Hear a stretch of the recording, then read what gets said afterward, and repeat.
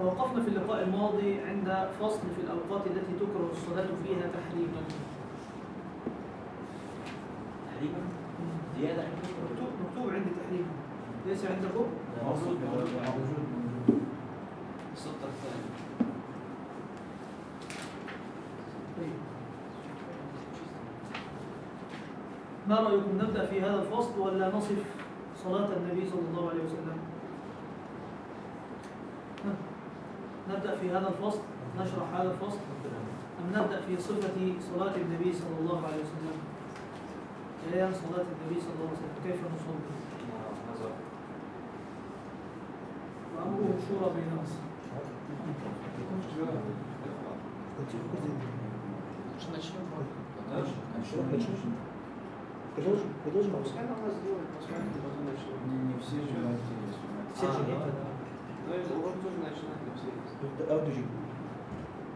نبدأ في هذا الفصل.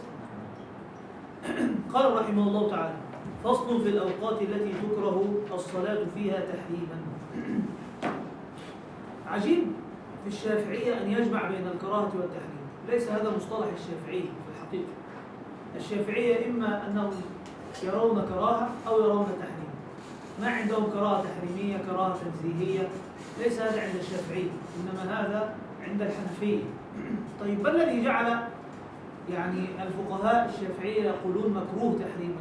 الذي جعلهم يقولوا هذا أنه كثر في كتب المذهب وصف الصلاة في هذه الأوقات بالكراهة. هناك كتب كثيرة جدا في المذهب تصف الصلاة في هذه الأوقات بالكراهة، فحينما يتكلم المصنف عليها فيقول الكراهة التي هي مقررة عند الفقهاء في كتبهم، ثم يقول تحريما حتى يبين حكمه. واضح؟ ولذلك جمعوا بين الكراهة والتحريم. هذه الأوقات تكره الصلاة فيها تحريما كما في الروضة، في كتاب الروضة للإمام النووي، روضة الطالبين، وفي شرح المهذب كذلك للإمام النووي. هنا يعني في هذا الموضع، في هذا الموضع ذكر الإمام النووي في شرح المهذب أن الكراهة كراهة تحريمية، حرام، أن الصلاة في هذه الأوقات حرام. وتنزيها تكره تنزيها بقى كما في التحقيق، كما في كتاب التحقيق للإمام النووي وشرح المهذب في نواقض الوضوء. في نواقض الوضوء ذكر الإمام النووي أن الصلاة تكره في هذه الأوقات تنزيها. في شرح المهذب تنزيها يعني مكروه. المكروه ما يثاب على تركه ولا يعاقب على فعله، هذا هو المكروه تنزيها، هو المكروه. فيقولون مكروه تنزيها هو المكروه، مكروه تحريما هو الايه؟ هو الحرام، سواء بسواء. طيب، ما هو الراجح في هذه المسألة؟ الراجح أن الكراهة كراهة تحريمية، حرام. هذا هو الراجح في المذهب، أن الصلاة في هذه الأوقات حرام. خلاص؟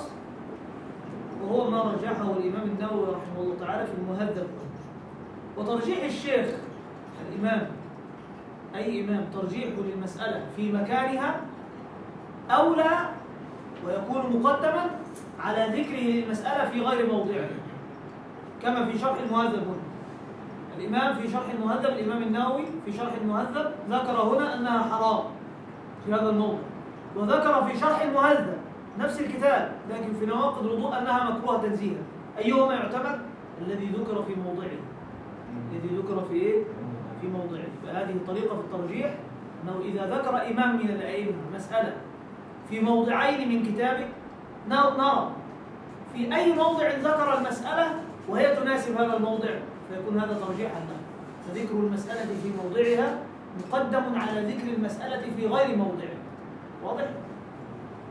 5 أوقات، هناك 5 أوقات يحرم الصلاة فيها، لا يصلى فيها إلا صلاة لها سبب. يبقى هذه الصلوات أي صلاة نافلة تحرم في هذه الأوقات. أما الفريضة لا تحرم. الفريضة المؤداة التي هي فريضة الوقت لا تحرم في هذه الأوقات. الذي يحرم في هذه الأوقات صلوات النوافل.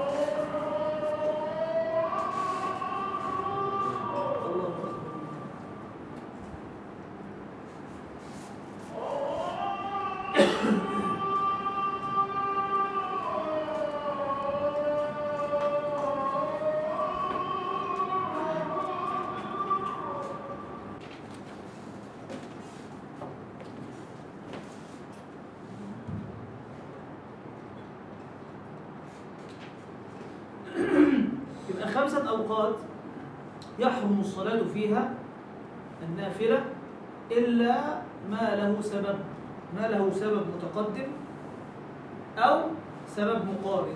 وش سبب متقدم وسبب مقارن؟ عندنا في صلوات النوافل صلوات لها سبب، صلوات لها سبب، يعني أنت تفعلها عند وجود سببها، كصلاة الكسوف مثلا. ماذا تفعل صلاة الكسوف؟ عند وجود سببها وهو كسوف الشمس. متى تفعل الاستسقاء؟ عند وجود سببها وهو طلب السقيا من الله. تحية المسجد متى تفعلها؟ عند دخول المسجد، عند وجود سببها. سنة الوضوء متى تفعلها؟ حينما تتوضأ. وهكذا هناك صلوات لها سبب. صلاة السنة الراتبة الفائتة متى تفعلها؟ عند دخول وقت الصلاة المفروضة. عند دخول وقت الصلاة المفروضة يدخل وقت الصلاة النافلة، لأن النافلة الراتبة مرتبطة بوقت الفريضة، مرتبطة بوقت الإيش؟ سنة الظهر مرتبطة بوقت الظهر، وسنة العصر مرتبطة بوقت العصر، وسنة المغرب، وهكذا. السنة الراتبة مرتبطة بالفريضة. فإذا كان هناك صلاة لها سبب متقدم كالفائتة. وش الفائتة؟ يعني إنسان فاتته صلاة فرضا كانت أو نفلا. الآن أنا كنت نائم واستيقظت بعد صلاة العصر قبل المغرب، فالآن أنا عليها صلاة سنة العصر وصلاة العصر. فسنة العصر فائتة وفريضة العصر فائتة. هل يمكنني أن أصلي السنة والفريضة ولا لا؟ ما يمكنني في هذا الوقت المكروه فيه الصلاة. يمكنني لأن هذه فائتة يمكنك أن تصلي فيها. فالفائتة لها سبب متقدم ولا لاحق؟ متقدم، لأنها فاتت في وقت متقدم، فاتت عن وقتها المتقدم، فلها سبب متقدم. خلاص؟ كذلك إذا كان لها سبب مقارن. وش سبب مقارن؟ يعني معها، يفعل معها، كصلاة الكسوف. صلاة الكسوف تفعل مع الكسوف، وصلاة الاستسقاء تفعل مع الاستسقاء، وصلاة تحية المسجد تفعل مع دخول المسجد، وهكذا كالكسوف والاستسقاء. فالأول من الخمسة من الأوقات التي يحرم فيها الصلاة التي لا سبب لها إذا فعلت، لا سبب لها متقدم أو مقارن. يبقى عندنا الأسباب 3: إما أن يكون سبب الصلاة متقدم، وإما أن يكون سبب الصلاة مقارن، وإما أن يكون سبب الصلاة متأخر. أسباب فعل الصلاة 3. سنمثل لكل واحد منهم. يبقى هذه أسباب فعل الصلاة.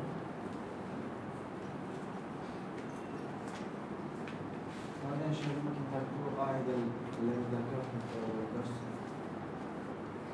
أي قاعدة؟ الذي يذكر في باب متقدم يقدم على الذي يذكر في غيره. في باب قاعدة الترجيح.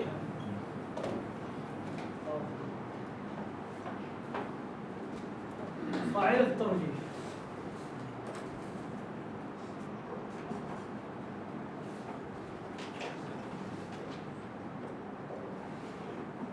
ما يذكره المصنف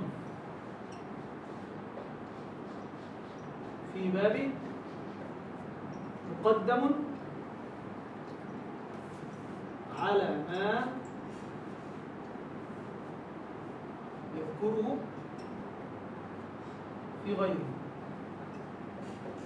أو في غير ذلك. ما يذكره المصنف في بابه مقدم على ما يذكره المصنف أو على ما يذكره في غير بابه. خلاص؟ إذا ذكر مسألة في الباب فهذا يقدم على ذكرها في غير هذا الباب. واضح؟ الأسباب عندنا الأسباب 3. أسباب فعل الصلاة 3. الأسباب خلاص هذا؟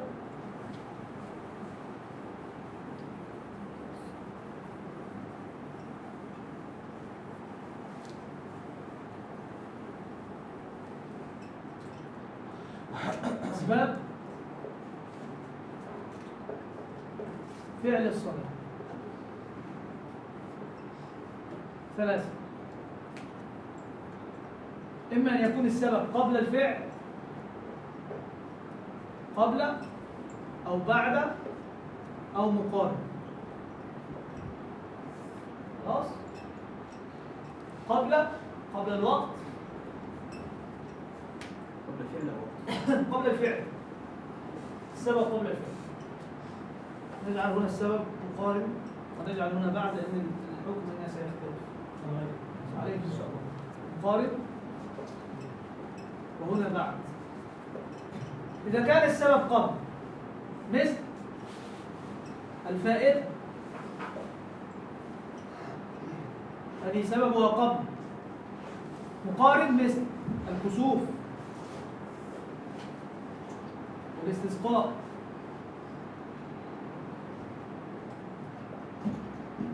وتحية المسجد.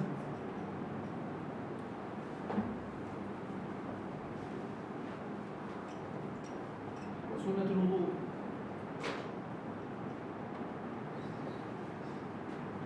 بعد مثل صلاة الاستخارة.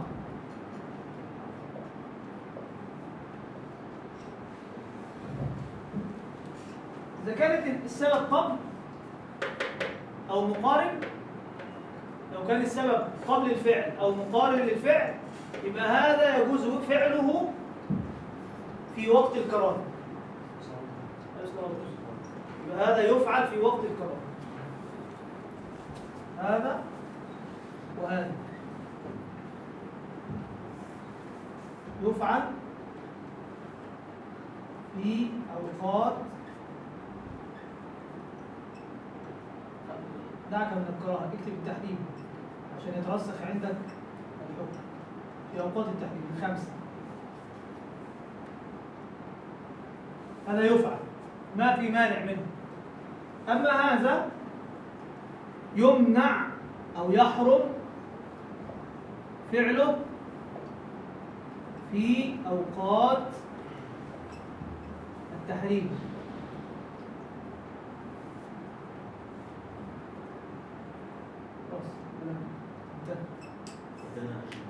ها؟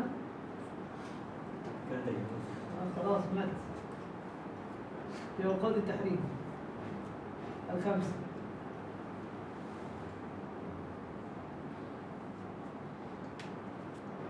خلاص؟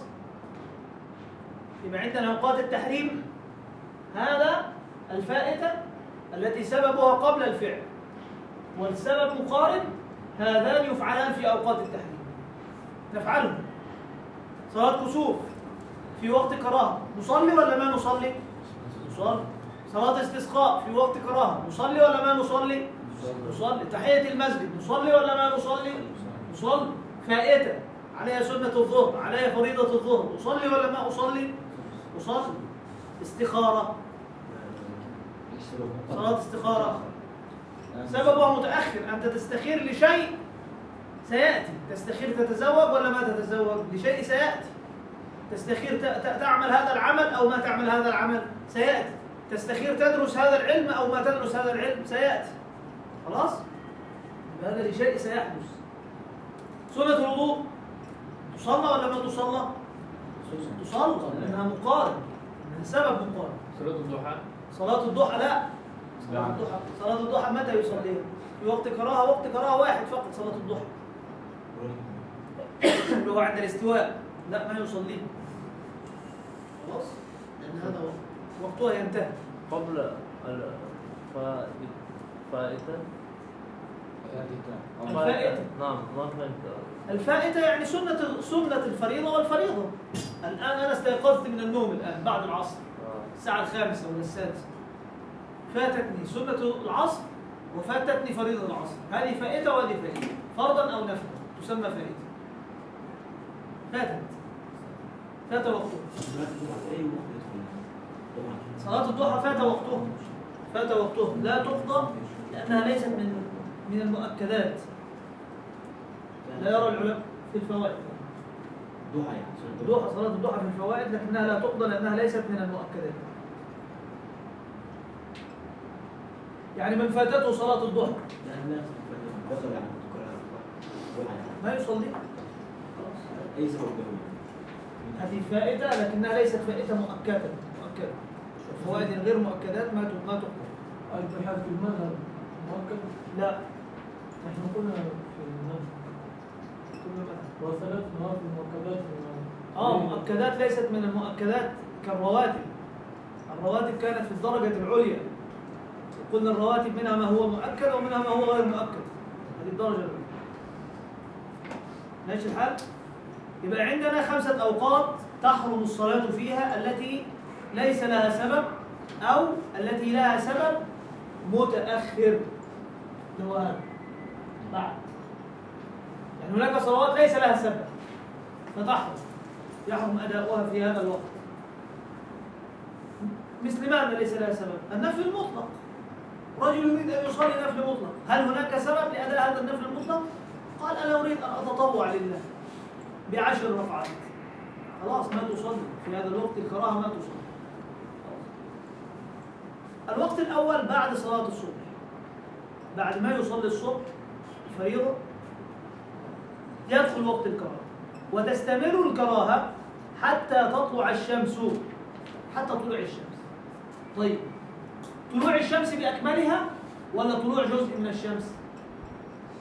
الكراهة يستمر إلى طلوع الشمس بأكملها ولا طلوع جزء من الشمس؟ جزء ها؟ بأكملها. بأكملها. لماذا؟ يعطى للظاهر حكم الباطل. يعطى للظاهر حكم الايه؟ حكم ما لا يظهر، حكم ما لا يظهر. يعطى للظاهر حكم ما لا يظهر. نعم. نقول يأتي بريح المختار بريح يعني بين الشمس وخروج وقت القراءة. لا، ليس هذا السؤال. السؤال العبرة بطلوع الشمس كلها ولا بطلوع جزء منها؟ لماذا جزء؟ لأن جاء حديث على ذلك. ليش الحديث؟ في حتى تبقى الشمس قدر رمح. قدر الرمح يعني ترتفع، يعني تطلع كاملة وترتفع، بعد كمالها ترتفع. ممكن بسبب إذا خرج جزء يخرج وقت الصبح. لماذا؟ ما هي القاعدة في هذا؟ أنا أريد أن أتذكر معكم القاعدة. نحن ذكرنا قاعدة في هذا، ضابط تذكرونه؟ هذا هو الذي أرمي إليه. ما هو الضابط؟ تذكرون ولا ما تذكرون؟ حكم يعطى إيه؟ يعطي ما لم يذهب حكم ما يعطى ما لم يظهر حكم ما ظهر ولا يعطى ما ظهر حكم ما لم يظهر؟ ويش الضابط؟ نعطي لباطل ما لم يذهب ما ظهر يعني. يعطى ما لم يظهر حكم ما ظهر. نعم. هكذا عكست أنت رجل. يعطى ما لم يظهر حكم ما إيه؟ حكم ما ظهر. يبقى لو خرج جزء من الشمس، لو طلع جزء من الشمس كأن الشمس كلها طالعة، لأن الجزء الذي لم يظهر نعطيه حكم ما ظهر كأن الشمس كلها خارجة. فيخرج وقت الصبح بخروج جزء من الشمس، بطلوع جزء من الشمس. واضح ولا غير واضح؟ مستحيل نعيد مرة ثانية، هذه خلاص قضيناها تماما. يبقى هذه خلاص، يبقى هذا إذا خرج جزء من الشمس فقد خرج وقت الصبح. يبقى وقت الكراهة هذا الأول يستمر من بعد صلاة الصبح، بعد ما تنهي السلام عليكم ورحمة الله، السلام عليكم ورحمة الله، صلاة الفريضة، يدخل وقت الكراهة. ده وقت التحريم يعني، ليس كراهة، هي تحريم في الحقيقة. يقول حرام تصلي في هذا الوقت. أي صلاة لا أصليها؟ الصلاة التي ليس لها سبب، وكذلك الصلاة التي لها سبب متأخر بس. أما الصلاة التي لها سبب قبل، كمن فاتته سنة الصبح، يصلي ولا ما يصلي؟ يصلي لأنها فائتة يصلي. صلاة الجنازة تدخل في مقارن؟ صلاة الجنازة؟ نعم.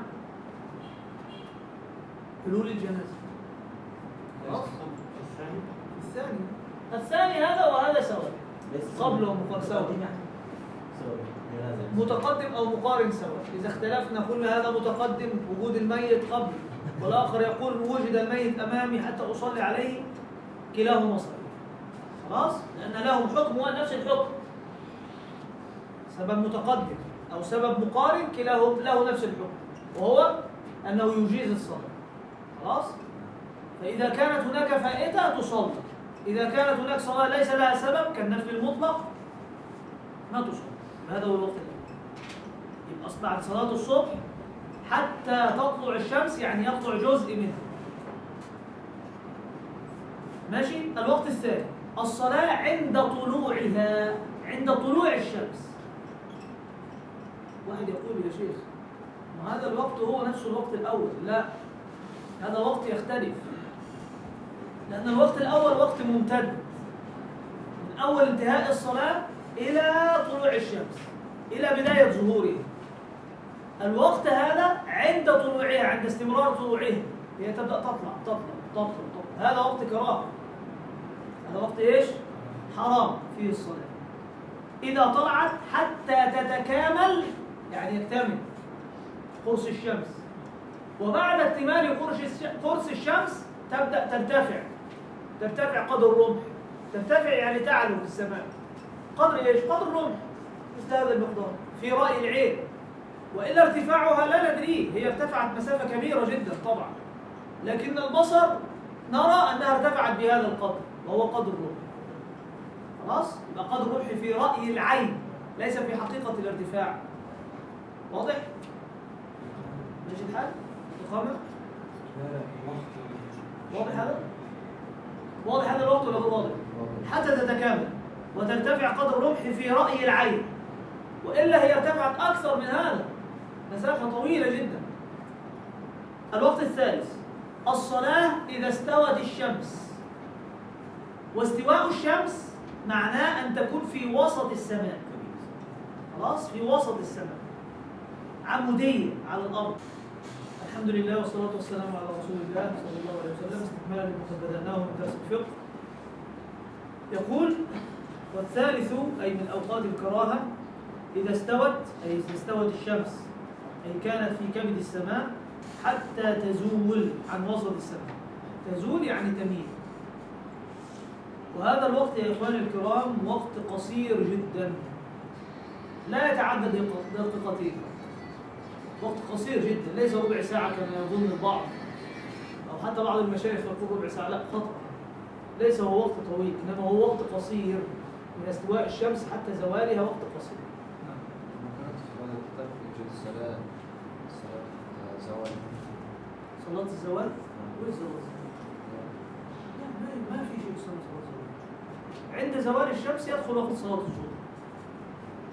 خلاص؟ يبقى استواء الشمس هذا حينما تستوي في كبد السماء يحرم الصلاة حتى تزول، تقريبا دقيقتين. طيب، لقائل أن يقول: يا شيخ هذه الدقيقتين لا يمكن أن تقع فيها الصلاة، هذا وقت قصير جدا. العلماء يقولون التحرم بالصلاة، أن الإنسان يحرم بالصلاة في هذا الوقت حرام. أن الإنسان يحرم بالصلاة في هذا الوقت حرام. ويستثنى من ذلك، يعني في هذا الوقت بالذات، يستثنى في يوم الجمعة، فلا تكره الصلاة فيه وقت الاستواء. في وقت الاستواء يوم الجمعة يستثنى منه، لما ورد في الحديث وإن كان فيه كلام، لكنه أخذ به العلماء الشافعية وغيرهم. النبي صلى الله عليه وسلم قال في الحديث، وإن كان في هذا الحديث كلام، رحمك الله، فإن جهنم لا تسجر يوم الجمعة. لا تسجر يعني لا تشتد، لا تشتعل، لا تزيد حرارتها في يوم الجمعة. فيستثنى في وقت الاستواء يوم الجمعة، يمكن أن تصلي في هذا الوقت. وكذا حرم مكة، اللي هي المسجد الحرام، حرم مكة المسجد وغيره، فلا تكره الصلاة فيه في هذه الأوقات كلها، سواء صلى سنة الطواف أو غيره. حرم مكة لا تكره فيه الصلاة في أي وقت، في أي وقت من هذه الأوقات، لا بعد الصبح ولا بعد العصر ولا بعد عند استواء الشمس ولا أي وقت. خلاص؟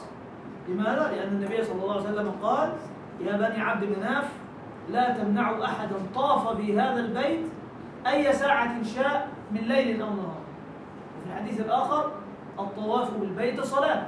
فإذا الطواف مثل الصلاة، لا يمنع أحد منه، وكذلك الصلاة لا يمنع أحد في مكة. يبقى عندنا استثناء مكان واستثناء زمان. استثناء مكان وهو مكة، فلا تكره فيه الصلاة مطلقا. خلاص؟ لا تكره فيه الصلاة إيش؟ مطلقا في أي وقت. واستثناء زمان وهو يوم الجمعة وقت الاستواء فقط. الرابع من أوقات الكراهة من بعد صلاة العصر حتى تغرب الشمس. طيب تغرب كاملة أم يغرب جزء منها؟ جزء منها برضه؟ نعم. أو لا بالعكس. كلها يعطى ما لم يظهر حكم ما ظهر. خلاص؟ فينبغي أن تغرب كلها بعد صلاة العصر حتى تغرب الشمس. والخامس عند غروبها، عند الغروب للشمس، فإذا دنت للغروب حتى يتكامل غروبها، حتى يتكامل الغروب، فهذا الوقت وقت كراهة، وقت يحرم فيه الصلاة، لأن فيه تشبه بعباد الإيه؟ بعباد الشمس. نعم. يعني حتى يدخل المغرب. أيوه وقت المغرب هذا غروب الشمس. خلاص؟ هذه 5 أوقات. نعم. إذا دانت لغروب قربت. دنت يعني قربت. وكذا حرم مكة المشي وغيره يعني يقصد مكة كلها، ليس المسجد فقط، وإنما المسجد مكة كلها، مكة بأسره، المسجد الحرام وغيره. خلاص؟ هذه أوقات الكرام. يعني لا أفهم كيف نقيس برمح، يعني نضع هكذا ونشوف كيف رمح برأي العين، أنت ترى من رأي العين مثلا الشمس تشرق من هنا، نعم من هذا الموضع، نعم ثم ارتفعت إلى هنا، نعم هذه المسافة من هنا إلى هنا قدر الرمح تقريبا في رأي العين. يعني حينما ترى أنت بعينك كانت تشرق من هنا ثم ارتفعت قليلا، ارتفعت مسافة قليلة مثل هذا، لا، ما زال وقت الكراهة باقيا، ارتفعت قدر الرمح في رأي العين، إذا قسته برمح تقريبا يعني وهذا بعد الشروق تقريبا 20 دقيقة. تقريبا 20 دقيقة، تقريبا ثلث ساعة. هذا هو فصل وقت أوقات الكراهة. هل أحد عندكم فيه سؤال؟ نفتح باب الأسئلة في هذا حتى ننتقل إلى الفصل الذي يليه. يوجد؟ أظن سهل. الفصل الذي يلي هذا صلاة الجماعة. فصل: وصلاة الجماعة للرجال في الفرائض غير الجمعة سنة مؤكدة. وش حكمها؟ سنة مؤكدة عند المصنف. عند المصنف اللي هو من؟ بشجاع. خلاص؟ عند المصنف بشجاع. والرافعي. والأصح عند النووي وهو الراجح في المذهب أنها فرض كفاية. الراجح أنها إيش؟ فرض كفاية، إذا قام بها البعض سقط الإثم عن الباقين، أما إذا لم يقم بها أحد أثم الكل. ويدرك المأموم الجماعة مع الإمام في غير الجمعة ما لم يسلم التسليمة الأولى. المأموم الذي يقتدي بالإمام يدرك الجماعة بإدراك جزء من الصلاة ولو قليل قبل السلام. جزء من الصلاة، أدرك جزء قليل من الصلاة. كيف؟ الإمام جالس في التشهد وأوشك على أن يسلم، قبل أن يقول السلام عليكم أنت جلست، الله أكبر وجلست، أدركت الجماعة. تكون قد أدركت إيه؟ أدركت الجماعة. الجماعة تدرك بجزء يسير من صلاة الإمام قبل السلام. أما إذا سلم التسليمة الأولى خلاص خرج من الصلاة، انتهت الصلاة. واضح؟ المأموم ماذا يدرك؟ متى يدرك الجماعة؟ يدرك الجماعة، ثواب الجماعة، بإدراك جزء من صلاة الإمام، جزء مع الإمام ولو يسير، بس المهم أن يكون قبل السلام. إذا أدرك بعد السلام خلاص فاتت الصلاة، لأن تحريمها التكبير وتحليلها التسليم. وإن لم يقعد معه، حتى وإن لم يقعد، مثاله مأموم توضأ وأراد أن يدرك الإمام في الصلاة، الإمام يجلس في التشهد، دخل المأموم في الصلاة لا بد أن يدخل بتكبيرة الإحرام، صح؟ الإمام جالس، فأنا وقفت في الصف أقول نويت ودخلت بالنية والتكبير الله أكبر، ولسه هنزل لقيته السلام عليكم ورحمة الله، السلام عليكم. أدركت الجماعة ولا ما أدركت؟ أدركت. خلاص أدركت جزء من الجماعة. خلاص؟ لكنه جزء يسير، جزء يسير من الجماعة. تفضل. بعض الناس يلتزمون حتى يسلم واحد منهم فوت الجماعة. فوت. فتح بها جماعة وجماعة ثانية أفضل بها جماعة وهم في آخر السنة. الجماعة الأولى أفضل يا أخوان. الجماعة الأولى أفضل من الجماعة الثانية. نجعل الأسئلة في آخر الفصل. وإن لم يقعد معه حاول أن تجعل الأسئلة بجانب، يعني اسأل، يعني اجعل علامة فقط، وحينما ننهي الفصل نقول الأسئلة تسأل. خلاص؟ إن لم يقعد معه أما الجماعة في الجمعة ففرض عين.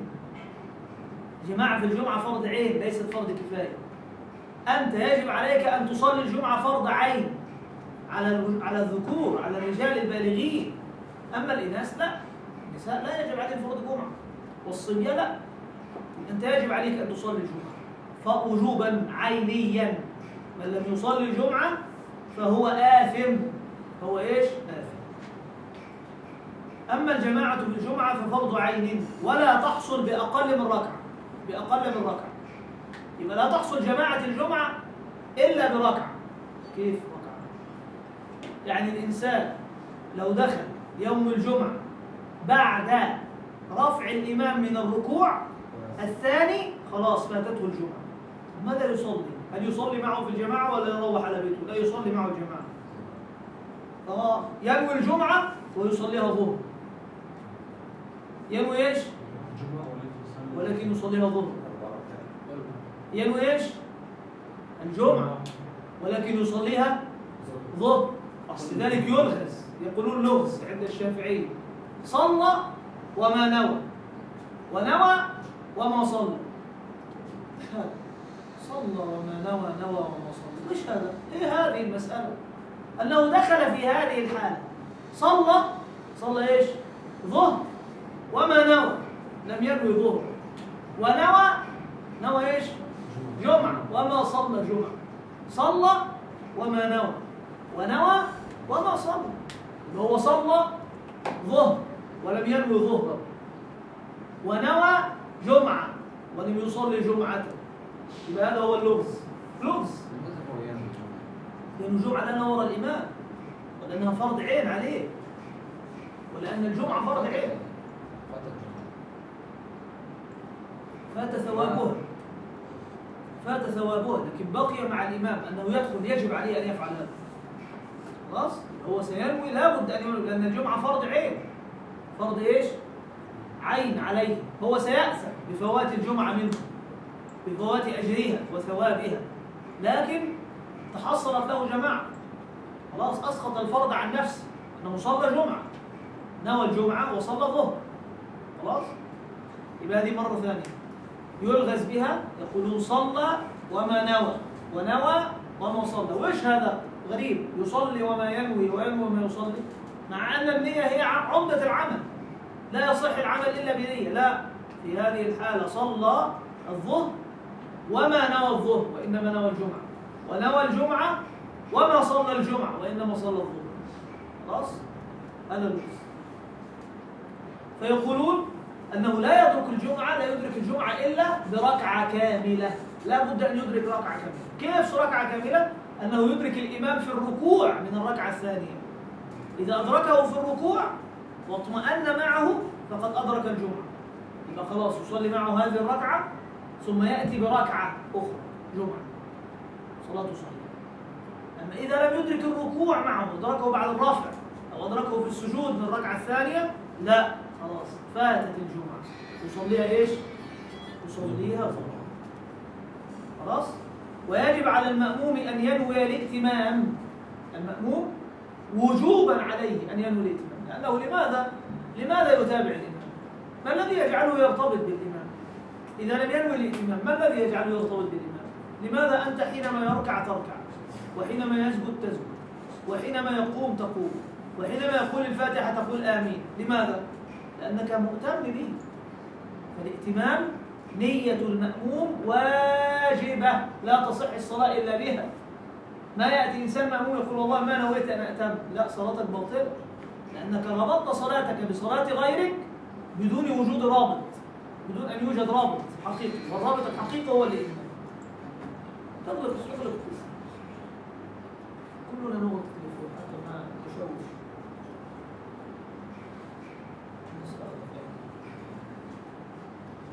جيد يا إخواني؟ يبقى يجب على المأموم أن ينوي الإيه؟ الائتمام أو الاقتداء. ينوي الائتمام بالإمام أو الاقتداء بالإمام. الاقتداء يعني المتابعة، أنه يتابع الإمام، ولا يجب تعيينه. يعني لا يجب أن يعين أن يسمي هذا الشخص الإمام. كن نويت أن أصلي وراء الشيخ الله أكبر، لا، ما يجب عليك أن تعينه، تأتم وراءه خلاص انتهت القضية. سواء خرج أبو عبد الله إمام، عبد الوهاب إمام، تيمور إمام، أي شيء، المهم أنك تصلي وراء إمام، خلاص. ما يجب التعيين.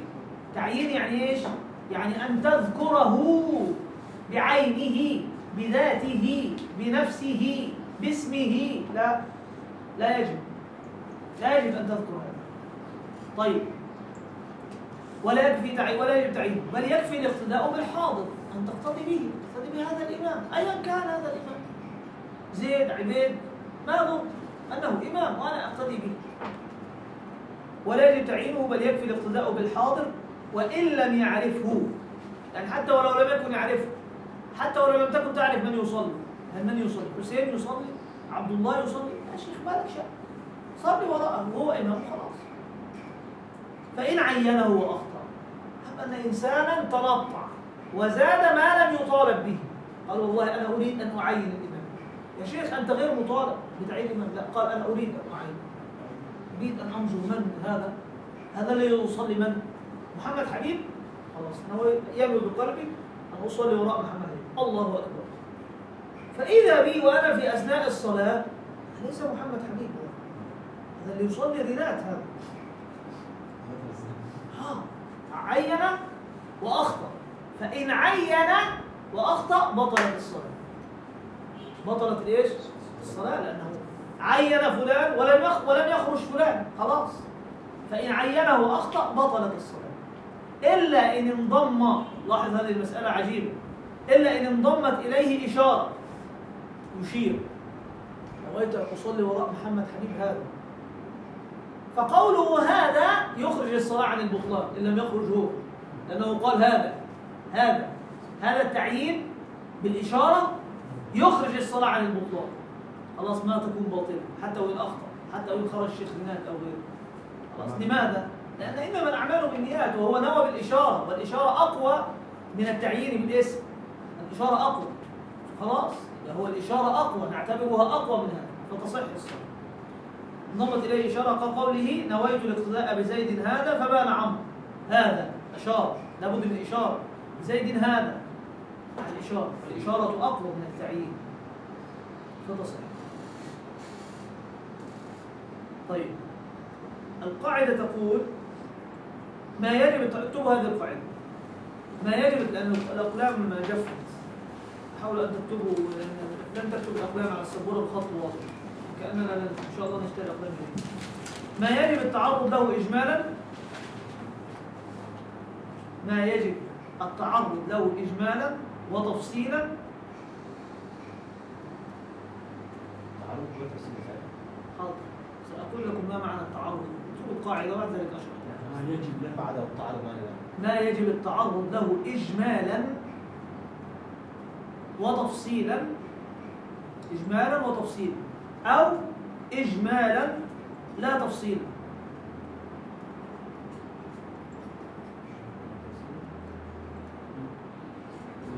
تعودتم عادة، ماذا نفعل؟ أقلام لا تكتب.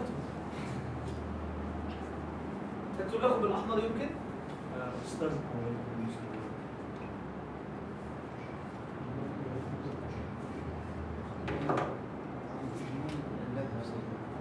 هذا ضابط النية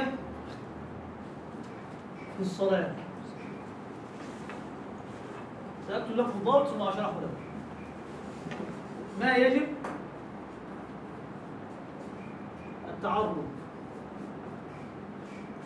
له إجمالا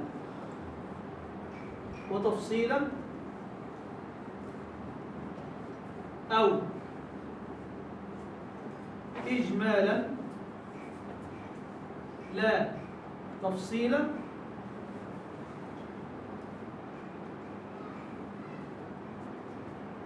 لا يضر الخطأ فيه.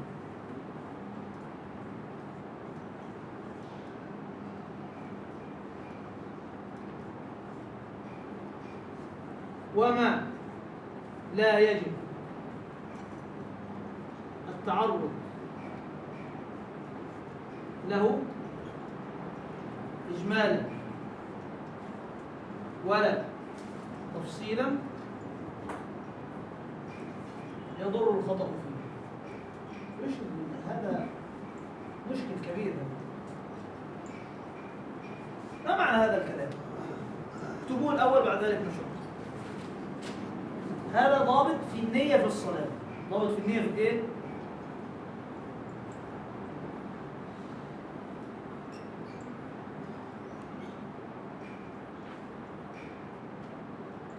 هنا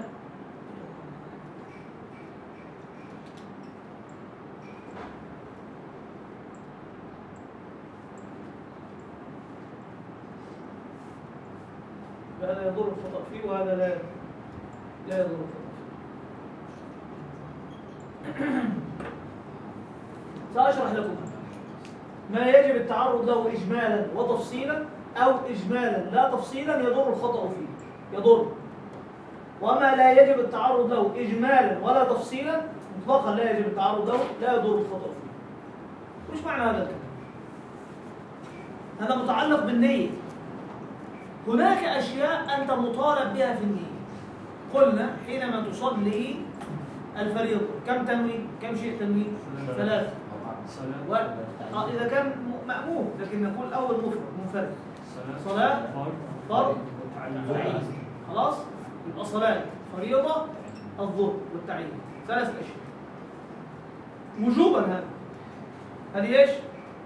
وجوبا يجب عليك.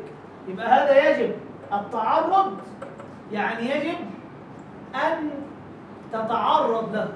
يعني ايش تتعرض؟ يعني يجب أن تذكره، يجب أن تكون ذاكرا له. هذه الأمور 3 إجمالا نية، هذه النية إجمالا، وتفصيلا هذه الأمور 3. هذا إجمالا وإيه؟ وتفصيلا. إجمالا يعني النية، إجمال النية، وتفصيلا يعني في هذه الأمور 3 في الفريضة عند صلاة الإيه؟ نعيد مرة ثانية. نعيد مرة ثانية. ما تكتبوا وأنا أشرح، لن تفتح. ما يجب التعرض له إجمالا. يعني إيش يجب التعرض له إجمالا؟ رجب، ما معنى يجب التعرض له؟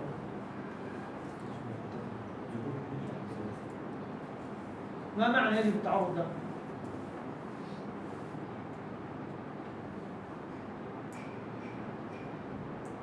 انتبه، لا تنشغل عن الدرس. دعك من القلم، خذ قلم. ها؟ أعطي القلم يكتب به بعد ما نركز في الدرس. اكتب ما تريد، خذ القلم. انتبه معي، انتبه يا أخي. ما يجب التعرض له يعني أنت الشارع طالبك أن تذكر هذه الأشياء إجمالا حيث النية. إنما الأعمال بالنيات. نية إجمالا، نية مجملة ليست مبينة، فلا بد من وجود النية. وتفصيلا لا بد من أمور معينة في الفريضة. صلاة فريضة الظهر، تنوي الصلاة، تنوي الفرضية، تنوي التعيين. 3 أمور أهو. هذا تفصيل ليس إجمال. ما يجب التعرض له إجمالا وتفصيلا أو إجمالا لا تفصيلا. إجمالا يعني إيش؟ يعني نية فقط. مثل ماذا؟ مثل ماذا ننوي فقط؟ لا تعين شيء وما تحتاج شيء. ما الذي تحتاج أن تنوي فيه فقط؟ نية فقط. النفل المطلق. النفل المطلق أنت تحتاج النية فقط، صح؟ لأنك عندك في الفريضة صلاة فريضة والتعيين، في النافلة المؤكدة صلاة والتعيين. الصلاة والتعيين لا تجب نية النفلية. طب النفل المطلق الصلاة، نية الصلاة مطلقة مجمل إجمال. خلاص؟ يبقى ما يجب التعرض له إجمالا وتفصيلا أو إجمالا أو يجب عليك أن تنوي النية إجمالا لا تفصيلا يضر الخطأ فيه. لو أنك أخطأت تضر، بدل ما تقول بقلبك نويت صلاة فريضة الظهر، قلت بقلبك نويت صلاة فريضة العصر، يضر ولا ما يضر؟ يضر، خلاص صلاة باطلة، يضر، هذا يؤثر في النية، هذا يبطل الصلاة،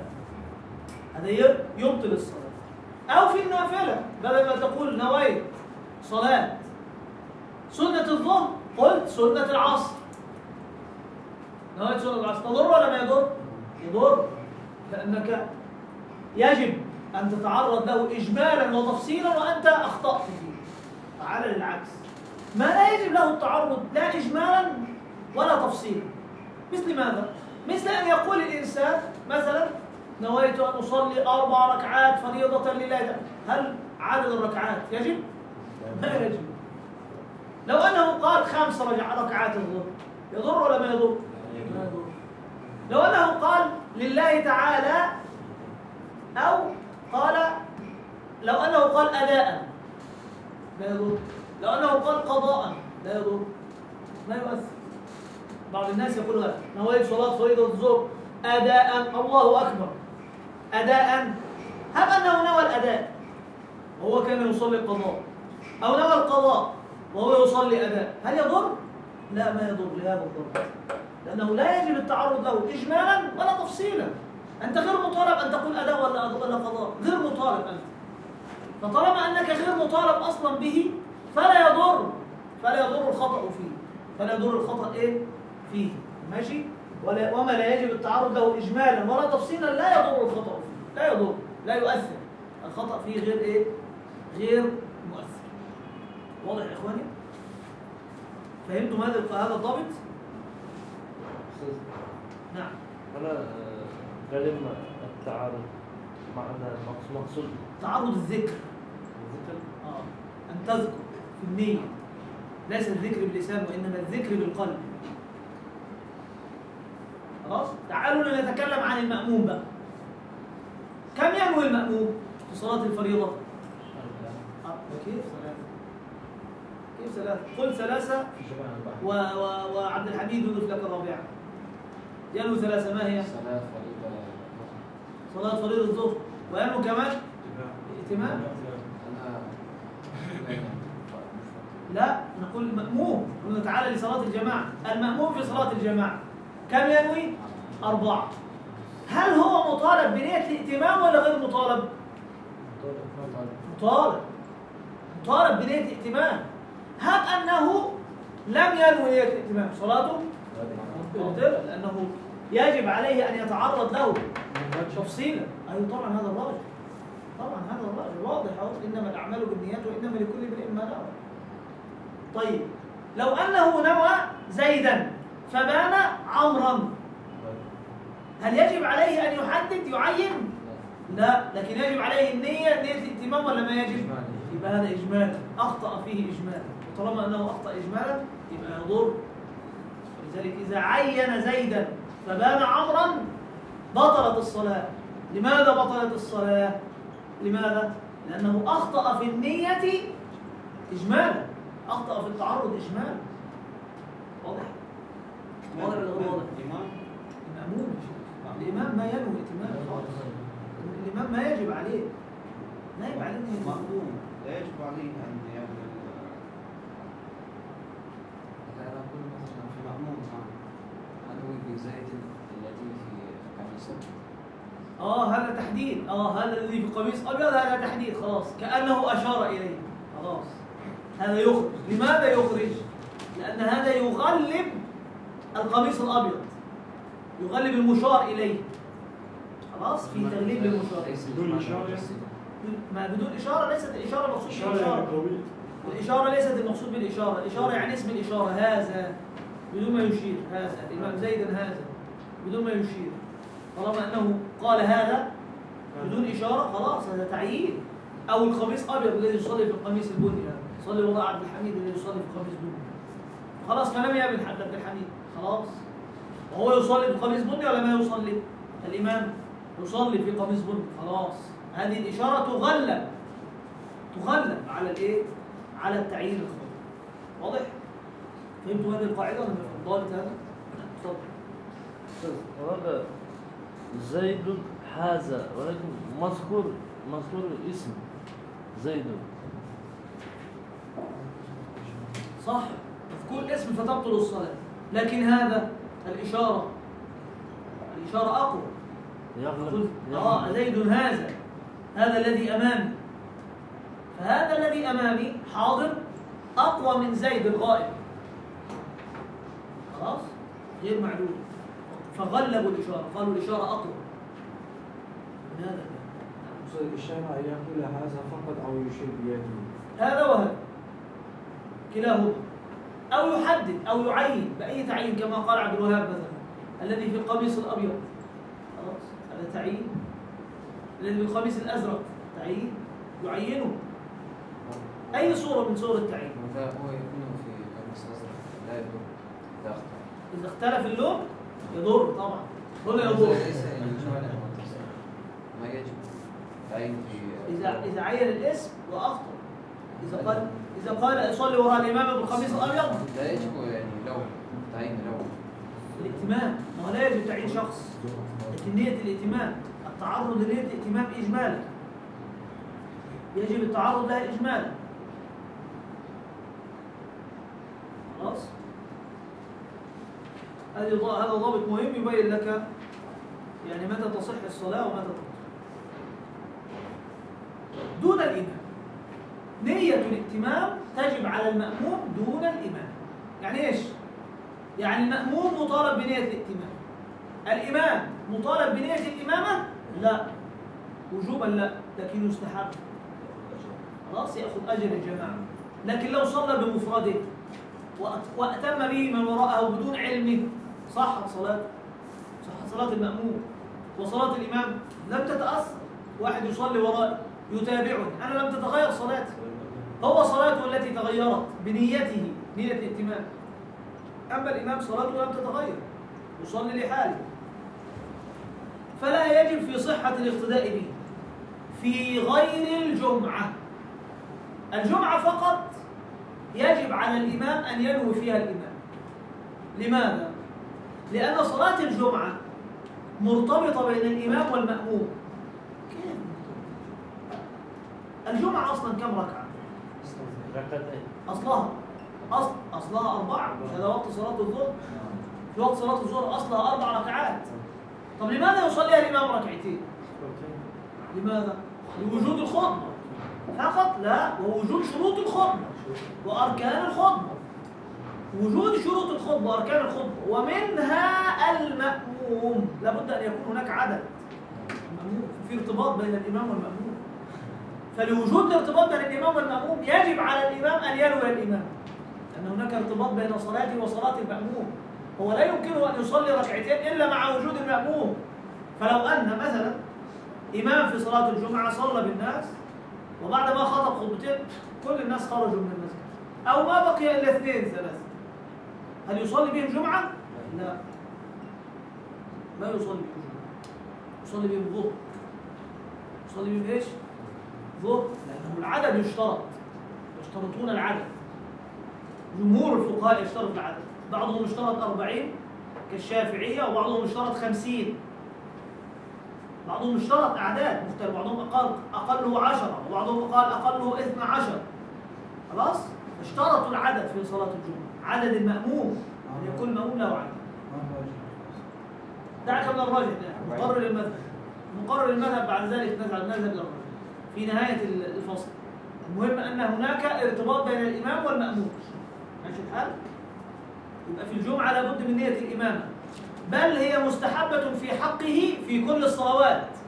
مستحبة، لماذا؟ حتى يؤجر، وإنما لكل امرئ ما نوى. لو لم ينوي الإمامة خلاص ما يثاب على الإمام، ما يأخذ ثواب. فإن لم ينوي فصلاته فرادى، يعني إذا لم ينوي الإمام صلاة الجماعة فصلاته فرض، يأخذ صلاة واحد بس، ما يأخذ صلاة جماعة، ما يحصل صلاة الجماعة. ويجوز أن يأتم الحر بالعبد، حر يصلي وراء العبد، العبد إمام والحر مأموم. يجوز، والبالغ بالمراهق، والمبعض كذلك، عبد مطلق عبد أو المبعض أو المكاتب أو المهم أن الحر ما يمكن أن يصلي وراء العبد، يمكن أن يصلي وراء العبد ما يضر. خلاص. ويجوز أن يصلي البالغ وراء المراهق، أن يأتم البالغ بالمراهق، المراهق يعني الصبي الصغير أو الصبي الذي بلغ الحلم. خلاص لسه صبي بلغ الحلم، لسه يحترم جديد، لسه بالغ قاصر، يجوز للكبير أن يصلي وراءه، يجوز أن يصلي به. أما الصبي غير المميز فلا يصح الاقتداء به. الصبي غير المميز هذا الذي لا يصح الاقتداء به. أما الصبي المميز يجوز أن يهتم بالصبي غير المميز. النبي صلى الله عليه وسلم زار قوما فسألهم: من أحفظكم من القرآن؟ فوجد صبي صغير، قال: ما معك يا بني من القرآن؟ قال: أحفظ سورة البقرة، سورة كذا وسورة كذا. خلاص. فقال: أنت إمامهم. صبي صغير، قال: أنت إمامهم، صل أنت بهم إمام. فكان يصلي بهم ومع صغره ثيابه تنحسر عنه فتظهر عورته، يظهر جزء من العورة، فكانت النساء تقول: غطوا عنا إست صاحبه، غطوا عورته تبان، فكان يغطيها من إيه؟ من قرب. الشاهد أنه مع صغر سنه أجاز له النبي صلى الله عليه وسلم أن يصلي بالناس إيه؟ إمام إذا كان معه من القرآن. خلاص؟ يؤم الناس أقرأهم بكتاب الله. يبقى يجوز أن يأتم الحر بالعبد والبالغ بالمراهق. أما الصبي غير المميز لا يجوز. غير مميز يعني لا يعقل، لا يميز. والتمييز هو أنه يفرق بين، كما تقدم معنا، بين البقرة والجاموس مثلا، أو يفرق بين الحمار والبغل، يفرق بين هذا وهذا، يستطيع، أو يفرق بين الجميلة والشوهاء. ينظر إلى امرأة يقول له: يا بني انظر إلى هذه خالتك مثلا أو عمتك، هل هي جميلة؟ فالولد يقول: نعم جميلة. طالما أنه يفرق بين هذه وهذه إذن هذا مميز، هذا أصبح يميز. وهذا لا يطلع على عورات النساء، نحذر. فالنساء العبرة فيها بالمميز وليس العبرة بالبالغ. بعض النساء تتساهل، يقول لك الولد ما بلغ يدخل على النساء، ويبدأ الولد يدخل على النساء وينظر إليهن ويبدأ يصف إلى والده إلى أي أحد. لا، الولد المميز ما يدخل على الإيه؟ على النساء، ما تنكشف النساء أمامه. ينبغي أن يحذر المؤمن من هذا. ولا تصح قدوة رجل من امرأة، يعني المرأة إمام والرجل خلفها. هل يجوز للمرأة أن تكون إماما؟ لا يجوز. هذا رأيته أنت؟ نعم، هذا المرأة هذه هناك مرأة في أمريكا، مرأة مخبولة، أرادت أن تصلي بالناس في الجمعة، فجمعت الناس وصلت بهم في يوم الجمعة. قالوا هذا من باب المساواة، يعني الرجل والمرأة يستويان. هذا خبر.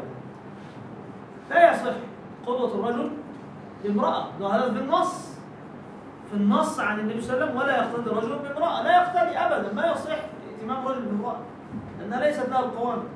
ولا بخنثى مشكل، يعني إذا كانت هناك خنثى فالخنثى المشكل تعامل معاملة المرأة. ولا خنثى مشكل بامرأة،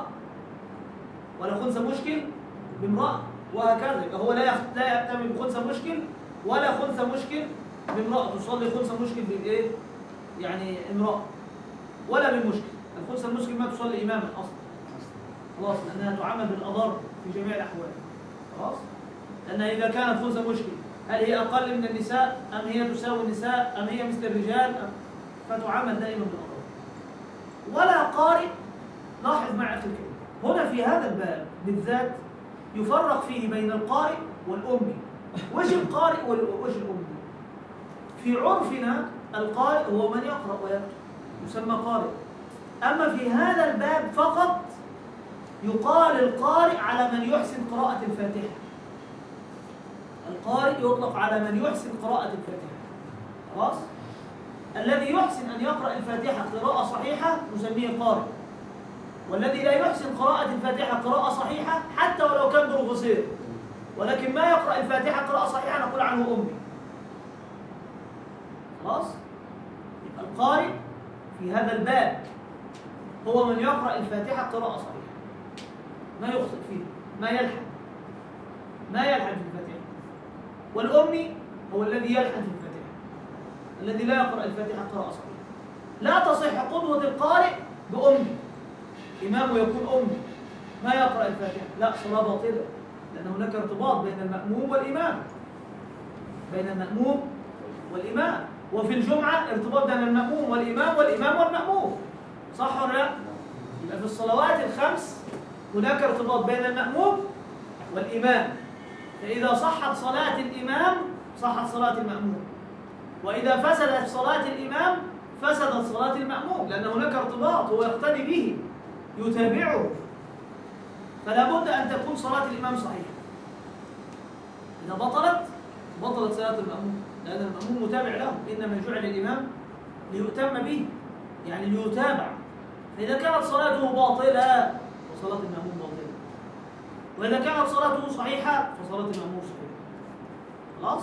أما في الجمعة هناك ارتباط بين الاثنين، بين الإمام والمأموم والإمام. خلاص؟ ارتباط بين الاثنين. ولا قارئ وهو من يحسن الفاتحة، أهو يبقى يضبط لك، القارئ هو من يحسن قراءة الفاتحة، أي لا يصح اقتداؤه بأمي. من هو الأمي؟ وهو من يخل بحرف أو تشديدة من الفاتحة. أما من باقي القرآن لا يضر، لأن الركن في الصلاة الفاتحة، الركن في الصلاة هو الإيه؟ هو الفاتحة. ثم بدأ المصنف رحمه الله تعالى يتكلم عن شروط القدوة. قبل أن ننتقل إلى هذه شروط القدوة نفتح باب الأسئلة في هذا الجزء. نعم. صلاة الجماعة. نعم. ليش صلاة الجمعة؟ عندي صلوات ظهر عصر اليوم. إذا رجل يعني فقط نوي فقط صلاة، ما نوي فرض أو ما نوي يعني تعليم صلاة ولا هل صلاته باطلة؟ باطلة. هو لا يعرف حكمه. ما يعرف حكمه خلاص يعذر بالجهل، لكن يعلم. هذا المسألة يعذر. نعم. يعذر طبعا لأن هذا مما يخفى. نعم. هذه مسائل في خارج المذهب الراجح، مثلا أشر علي على مسألة. ماذا تريد منها؟ أي مسألة؟ أول مسألة صلاة جماعة في خارج مذهب واجب أو سنة مؤكدة أو صلاة الجماعة؟ كفاية. نعم. هناك خلاف بين أهل العلم، والراجح هو أنها فرض كفاية. فرض كفاية. نعم. لأن النبي صلى الله عليه وسلم منع من صلاة الجماعة بأكل المكروه، من أكل ثوما أو بصلا أو كراثا فلا يقربن مسجدنا، وفي رواية فلا يقربن مساجدنا. طيب، أكل الثوم والبصل حرام ولا مكروه؟ مكروه. فإذا كانت واجبة لا يمنع الواجب بمكروه أبدا. الواجب الفرض ما يمنع بمكروه، إنما الفرض يمنع بمحرم بفرض، صح؟ هذا الذي يمنع الواجب. فلما منع النبي صلى الله عليه وسلم من حضور الجماعة بأكل الثوم والبصل دل ذلك على أن حضور الجماعة ليس واجب عيني، وإنما واجب على الكفاية. عرفت؟ هذا من أقوى الأدلة على أن صلاة الجماعة ليست واجبة عينا، فرض كفاية. وفي الحديث الآخر هممت أن آمر بحطب فيحتطب، ثم آمر برجل يؤذن للصلاة، ثم أتخلف إلى أناس لا يأتون الصلاة فأحرق عليهم بيوتهم. صح؟ طيب لماذا لم يفعل النبي صلى الله عليه وسلم ما هم به؟ لماذا؟ فعدم فعله صلى الله عليه وسلم لقد هممت يدل على أنه ليس واجب.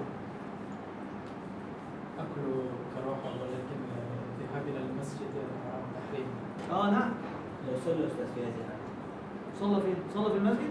فعل مكروه. لا، في أكل بس وجاء وصلى في جماعة. فعل مكروه.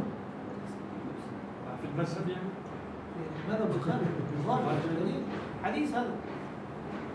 كيف إذا الذهاب إليه تحريم ولا صلاة كراهة؟ كراهة؟ لا، كراهة. فلا يقربن مساجدنا على وجه الكراهة. يكره له أن يأتي إلى المسجد.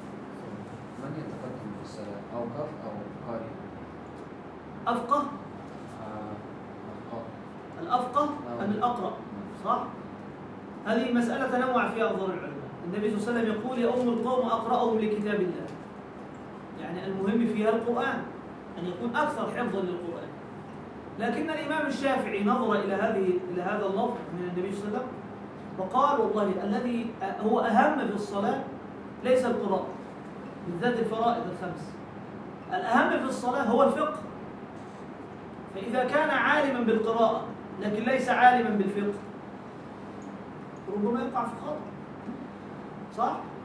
ربما ينزل من ركن إلى سنة، ربما يحدث له خلل في الصلاة، فماذا يفعل؟ ستبطل صلاته وصلاة المأمومين. لا، الأفضل في هذه الحالة يكون الأفقه الذي يعلم فقه الصلاة.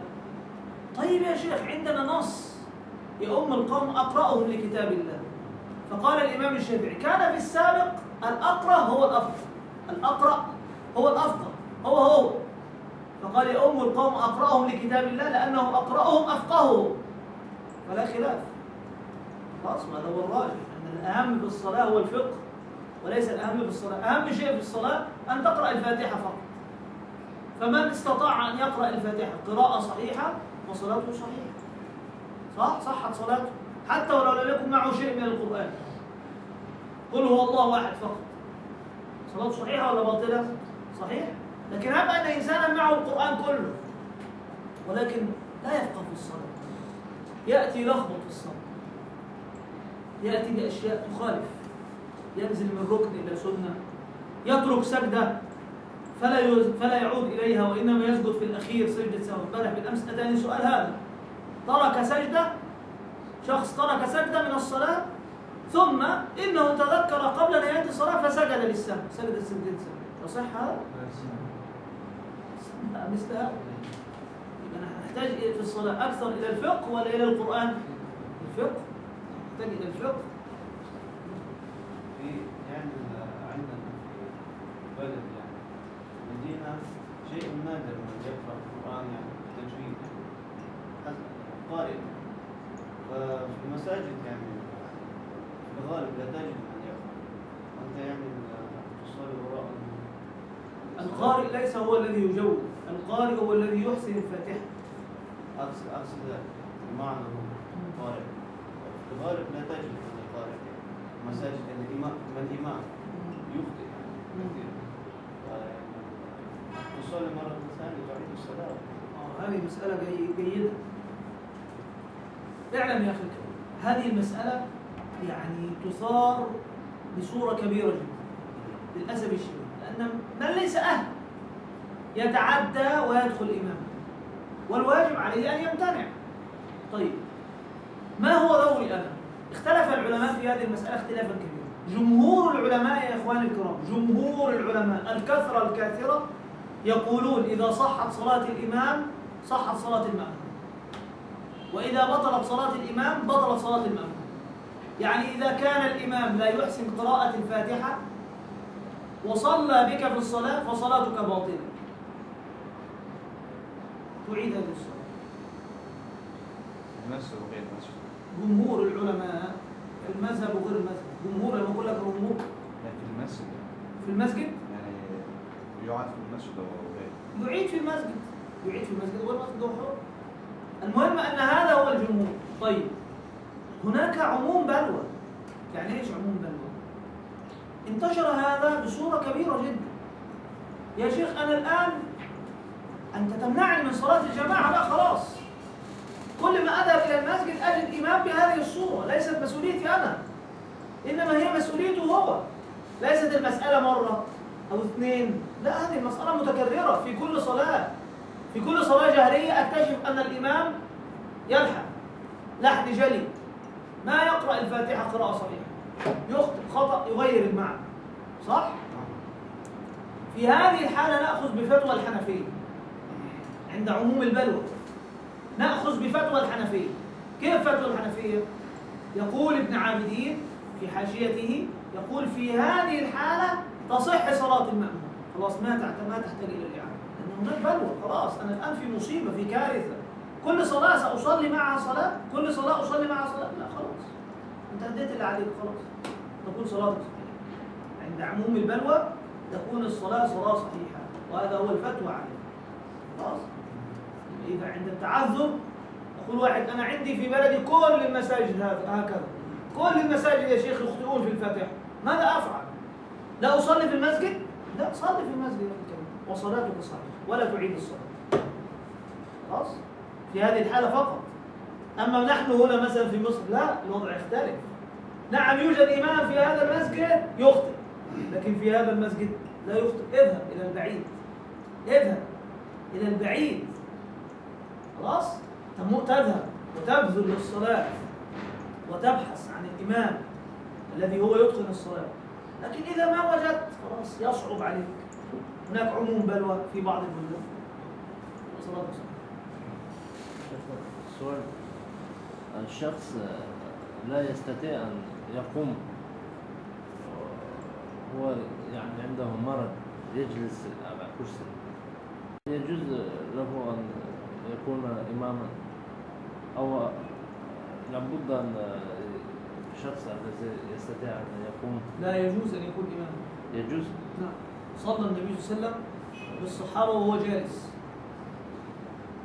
النبي صلى الله عليه وسلم وقع من على فرسه فجحش يعني أصابه يعني كسر أو عجز في قدمه، فصلى جالسا بالصحابة.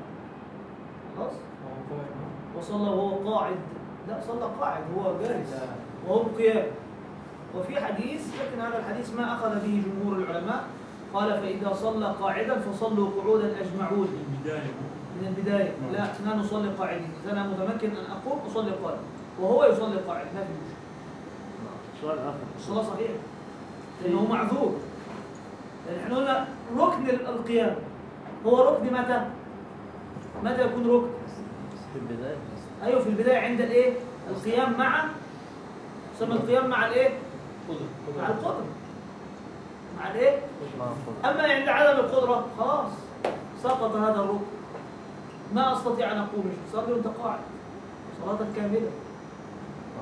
السؤال الآخر، في نية يوم الجمعة الرجل في خارج مثلا كيف ينوي إمام ومأموم؟ ينوي الجمعة، ينوي الجماعة، جماعة الجمعة فقط. هذا أخي الكريم، هذا دليله هذا الحديث العظيم، إنما لكل امرئ ما نوى.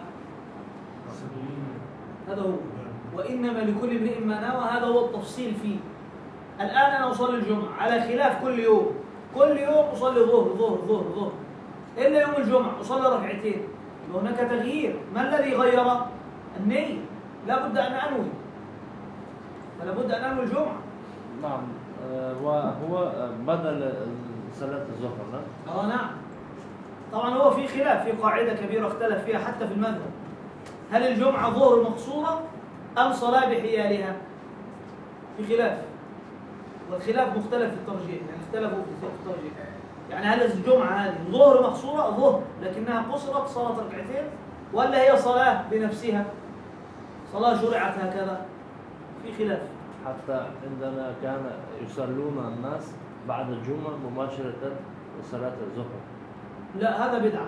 بدعة نعم. هذا ما ينفع. انتشر في البلاد. لا هذا هذا موجود في مصر شيخ.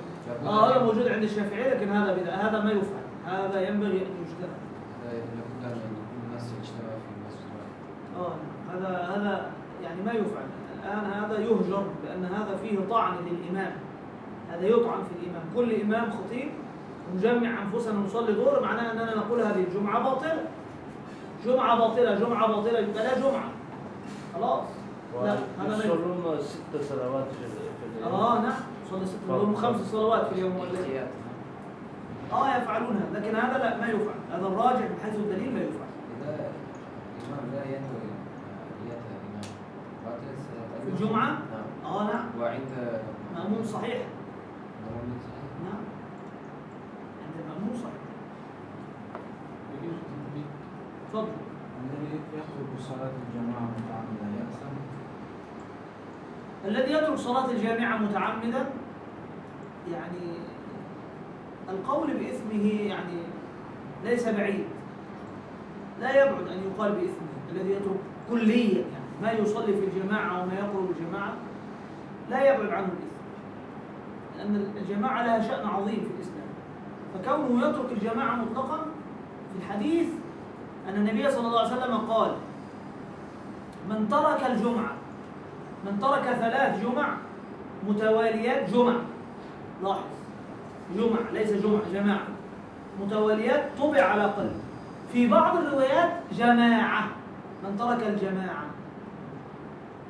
ينتبه الإنسان أنه لا يبعد، أن الإنسان الذي يترك الجماعة مطلقا ما يذهب إليها ويتهاون فيها لا يبعد عن الإثم بلا شك. وإذا عدد المهتمين بيوم الجمعة ما الراجح؟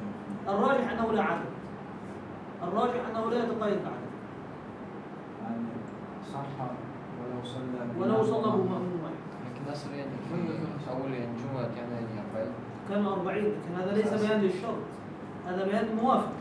هذه موافقة أنه صلى في أول جمعة 40، و12 أنه لما قال الله تعالى، لما قام النبي صلى الله عليه وسلم خاطبا يخطب في الناس في يوم الجمعة، فإذا الناس ينصرفون وإذا رأوا تجارة أو لهوا انفضوا إليها وتركوك قائما، انفض الصحابة إلا 12 رجلا صلوا معه، فبعضهم قال أقلهم 12 رجلا.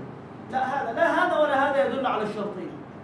الجمعة تصح بأقل عدد، خلاص، لا شرط، العدد لا شرط فيه. الراجح من حيث الدليل لا شرط، لا يشترط العدد أيا كان العدد، طالما أنه هو هذا الذي تمكنا من حصوله.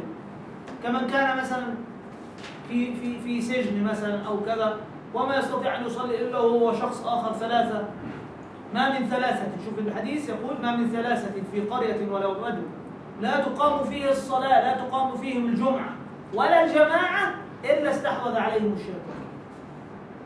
الحديث صحيح، ما من 3.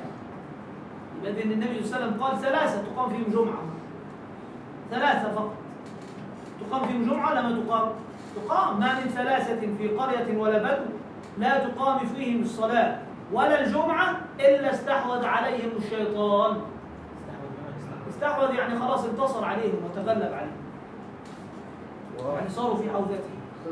في أي مكان يمكن أن يصلي الجمعة أو لا بد أن يصلي في المسجد؟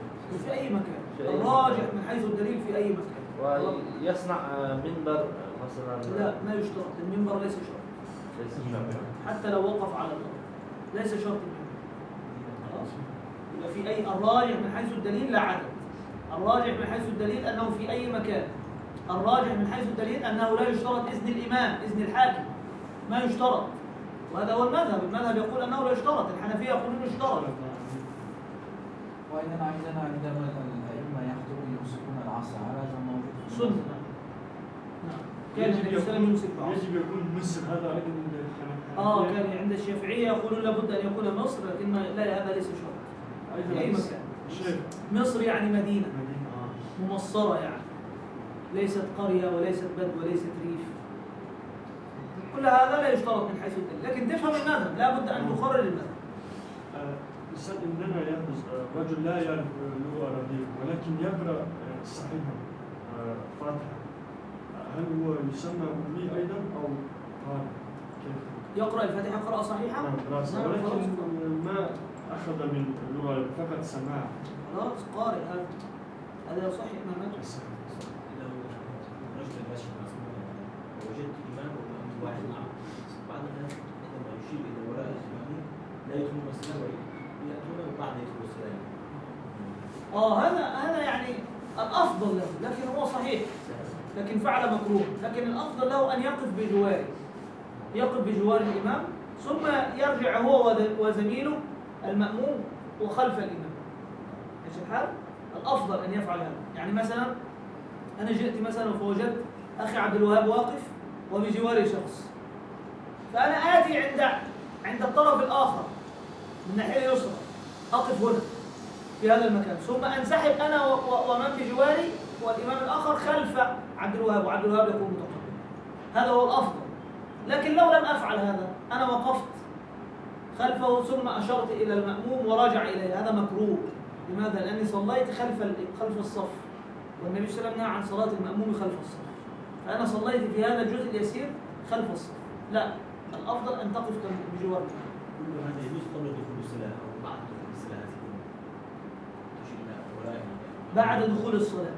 لو فعل قبل دخول الصلاة قبل دخول الصلاة هذا تعدي أكبر، لأنه ما تحرك المأموم، ما تحرك المصلي، ينبغي عليك أن يكون له قلب. هذا فعل مكروه أكثر. يقف معهم هكذا أو وراء قليلا. المأموم واحد، إمام واحد، مأموم واحد. مأموم واحد عند الشافعية يتأخر قليلا. عند الشافعية والجمهور يتأخر قليلا، لكن الصواب أنه يكون بجواره. خلاص؟ واضح؟ لو أنا مأموم وعبد الجبار إمام، فعند الجمهور أني أتأخر خلف عبد الجبار قليلا، ما أقف بجواره وإنما أتأخر عنه قليلا. هذا الجمهور يرى هذا، لكن الصواب أني أقوم بجواره متساوي معه. هذا هو الصواب لقول النبي صلى الله عليه وسلم، يعني في الإمام والمأموم قال هكذا يعني سواء، اثنين بجوار بعضهم البعض، مش هكذا يعني هذا قبل هذا، لا، يعني الاثنين يقف بجوار بعضهم. الجمهور رأى التأخير ما عنده دليل. قالوا أن الإمام، كلمة إمام في اللغة هو أنه متقدم على الإمام. قالوا هذا من جهة اللغة، لكن عندنا الدليل خلاص. شقين يعني الحديث لا جماعتين في المسجد. هذا نوع افتئات، مش لا جمعتين. هذا نوع افتئات على الإمام. إذا كان هناك إمام خاص بالمسجد فلا يجوز أن يفتأت عليه. بمعنى إيش؟ ما أجي أنا وأنت نقول والله نترك صلاته ثم نفعل صلاة جماعة أنا وأنت، لا يتعمد هذا. ينبغي على المصلين ألا يتعمدوا هذا. أما في آن واحد تبطل، لأن الإمام جعل ليؤتم به. أنا ما جعلته إمام وأنا صنعت جماعة أخرى، لا تبطل الصلاة الثانية طبعا طالما في مسجد واحد، لأن النبي صلى الله عليه وسلم قال إنما جعل الإمام ليؤتم به، يعني ليقتدى به. هب أني تركته وهو يأتم وأنا أتيت بالشيخ اللي قلت تعالى شيخنا دعك من هذا الإمام، هو يصلي ونحن نأخذ طائفة المسجد وصلي أنا وأنت جماعة، لا، صلاتي أنا وهو باطلة. باطلة. لماذا باطلة؟ لأنها افتئات على هذا الإمام، وما جعل الإمام إلا ليؤتم به. يقول الشيخ رحمه الله تعالى: أشار المصنف لشروط القدوة.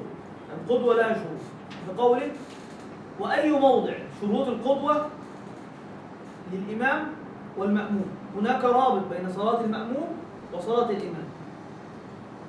إذا كانوا في مسجد واحد، يقول الشيخ: أي موضع صلى في المسجد بصلاة الإمام فيه، يعني في المسجد، الإمام في المسجد والمأموم أيضا في المسجد، الاثنين في المسجد. الإمام قدام أمام المسجد عند المنبر، والمأموم في آخر المسجد عند الباب، وصلى المأموم بصلاة الإمام، تصح ولا ما تصح؟ تصح. تصح؟ خلاص. يبقى إذا صلى في أي موضع في المسجد، أي مكان، بصلاة الإمام فيه، وهو أي المأموم عالم بصلاة الإمام، عالم به، عالم بأركانه، عالم بمشاهدة له أو بمشاهدته بعض صف، أجزأه، يعني تصح. يبقى الإمام في المسجد والمأموم أيضا في المسجد، والمسجد كبير كالمسجد الحرام. أكبر مسجد على وجه الأرض هو مسجد إيش؟ المسجد الحرام. هذا هو أكبر المساجد على الإطلاق مساحة، وأول المساجد. فإذا صلى الإمام في المسجد الحرام، في الإمام عند الكعبة والمأموم في آخر المسجد عند الباب، والمأموم يعلم صلاة الإمام، يراه برؤية، ليس بسماع فقط، لابد من رؤية، يرى الإمام أو يرى الصفوف التي تصلى وراء الإمام، تصح صلاة المأموم ولا ما تصح؟ تصح. واضح؟ صح صلاة. كفاه ذلك في صحة الاقتداء ما لم يتقدم عليه، كما يحدث في صلاة الجمعة. بعض الناس في صلاة الجمعة تجد المأموم يتقدم على الإمام، يصلي في الشارع المأموم فيتقدم على الإمام، لا، صلاته باطلة، لأن المأموم لا يتقدم على الإمام، إنما جعل الإمام ليؤتم به. ليؤتم إيه؟ ليؤتم لفظا أو ليؤتم مكانا، وكذلك متابعة في الحركات. يبقى أنت تتابعه في الحركات، وأيضا أنت تتابعه في المكان، تكون وراءه في المكان. خلاص؟ إنما جعل الإمام ليؤتم طبعا في خلاف في غير ما لم يكن الإمام والمأموم فقط. فإن تقدم عليه بعقبه، العقب هو مؤخر القدم، هذا هو العقب، مؤخر القدم هذا العقب. إذا تقدم المأموم على الإمام بالعقب صار أمامه بالعقب، العقب أمامه، لا بطلت الصلاة، تبطل الصلاة، لم تنعقد صلاة، ولا تضر مساواته لإمامه إذا كان هو واقف جنب إمامه متساويين، لا تضر، صلاة صحيحة.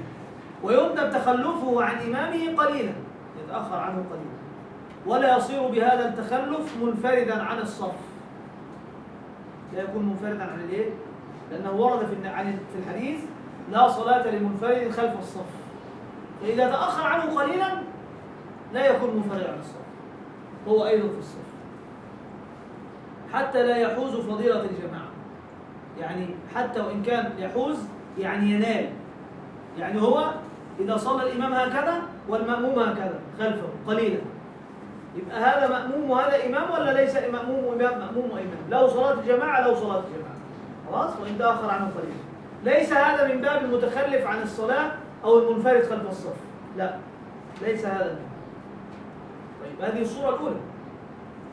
إذا كان الإمام في المسجد والمأموم في المسجد يبقى يصح صلاة المأموم بالإمام في أي موضع في أي مكان. يحوز ينال دورين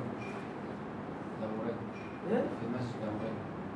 مش سامع، دورين. نعم، ويجي دور ثاني الناس هنا الذي في صف أول يتقدم. لا يتقدموا على الإمام؟ لا، صلاة باطلة. ما يتقدم على الإمام أبدا. الإمام بأي حال؟ بأي حال، لا يتقدم على الإمام بأي حال. ماشي الحال؟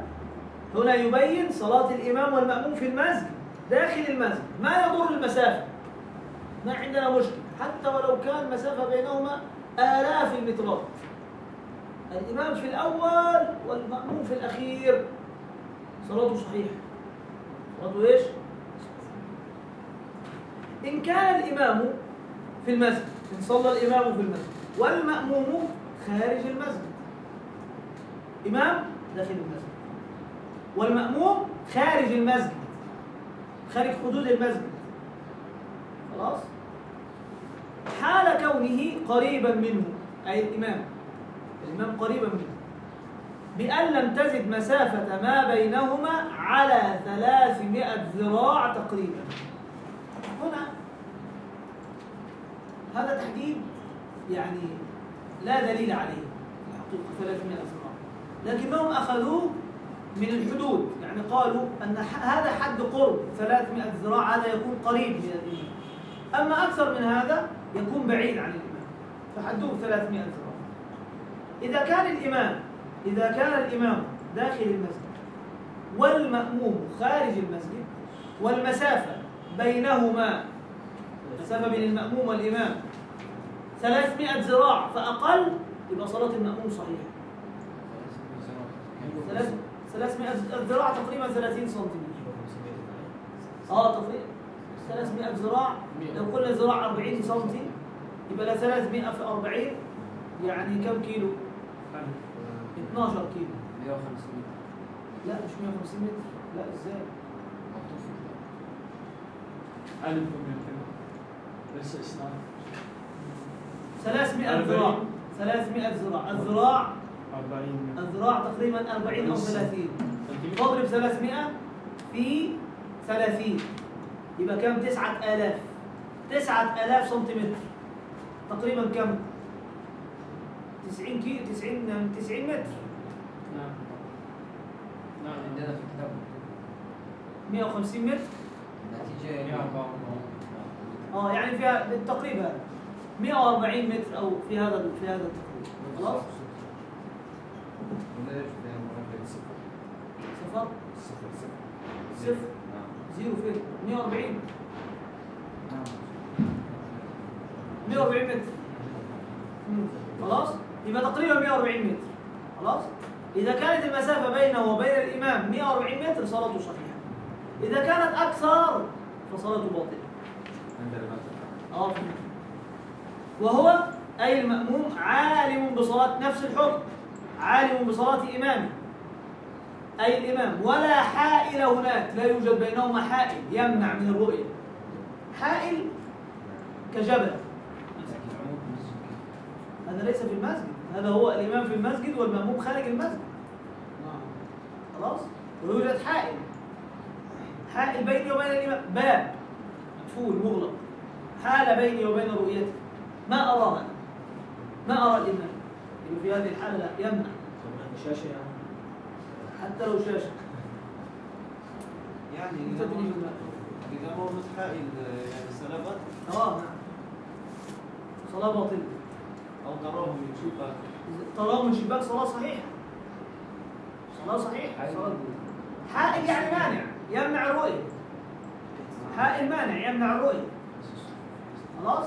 وهذا الحائل لابد أن يكون حائل مستمر، مش حائل يفتح ويغلق، لأنه إذا كان حائل يفتح ويغلق لا كالباب، لا حائل مستمر، حائط مثلا بيني وبين الإمام هذا الحائط، الإمام خلف هذا الحائط وأنا هنا، وهو داخل المسجد وأنا خارج المسجد، لا. في هذه الحالة إذا كانت المسافة هذا إذا منفرد، وإذا يعني مع صفوف خارج المسجد مع شيخ الجمعة. سأقول لك. يبقى هذا في حالة الإمام والمأموم. إذا كان هناك حائل يمنع من رؤية الإمام أو من رؤية الصفوف المتصلة بالإمام.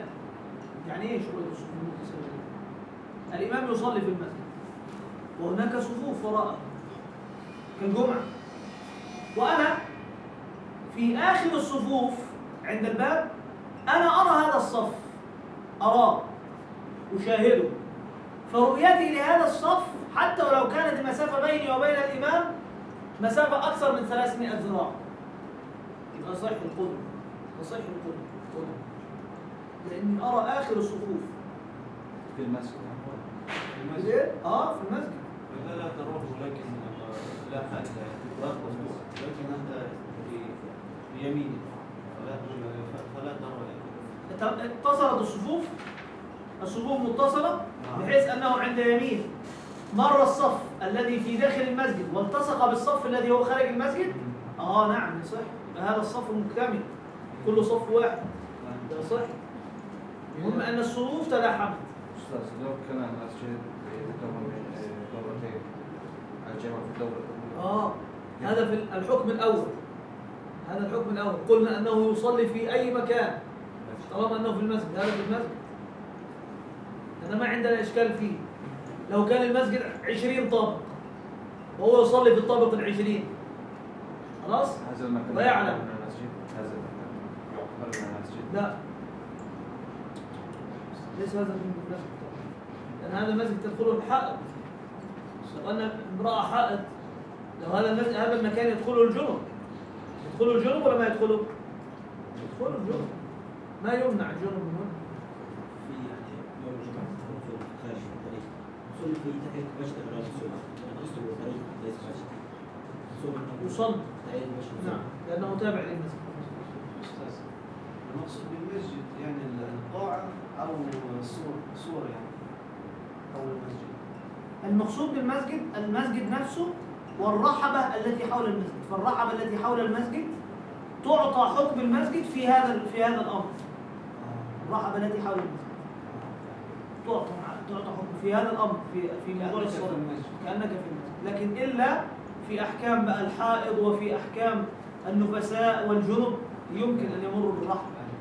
يعني يمكن تصلي فيه ولا ترى إماما بالحائط. لا، في هذه الحالة لابد من اتصال الصفوف. إذا خرج يبقى العبرة بسور المسجد، العبرة بحدود المسجد، بباب المسجد. لا، لابد من اتصال الصفوف في هذه الحالة. رحبة المسجد لابد من اتصال الصفوف فيها، يعني آخر صف في المسجد يلتحم مع خارج المسجد، يصير ممتدا له. ماشي الحال؟ أستاذ في مساجد في مصر لا يتصل كيف تصل؟ في صلاة الجمعة؟ ازاي؟ ما هي الصورة؟ مثلا يصلي خارج المسجد ولا يتصل الصفوف. نعم. واحد يقوم من هنا وواحد يقوم هناك هكذا يصلي. أيوه، لكن الآن المسجد امتلأ. نعم. كويس، جيد. عند امتلاء المسجد خرجت صفوف من المسجد، الصف الذي في المسجد امتد معه صف خارج المسجد ولا لم يمتد؟ لا يمتد. طيب هذه الصفوف التي مسافة.